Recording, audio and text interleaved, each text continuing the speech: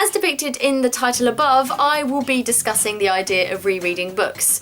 I personally do not like to do it because I feel as though there are so many books out there that I want to read and I need to read in my lifetime, and there are so many books that are being written and are yet to be published that I want to read, or I will want to read, and I feel as though if I reread books I'll just be wasting the opportunity to read all of these absolutely wonderful books that are probably out there and to experience new things and new genres. And I know some people read really quickly and so therefore they can probably warrant rereading a few books a month, but I personally don't read as much as some people do that I know, and I don't feel as though I want to reread a lot of the books that I've already read. Despite the fact that some of the books I've read have been absolutely fantastic, I've just felt no need to actually reread some of the books that I've read already.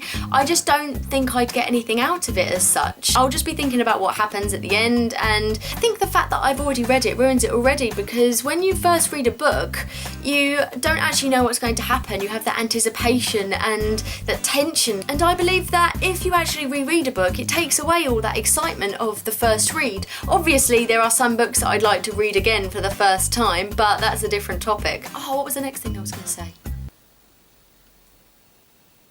I will not say, however, that I have not reread a book in my life, because that is a lie.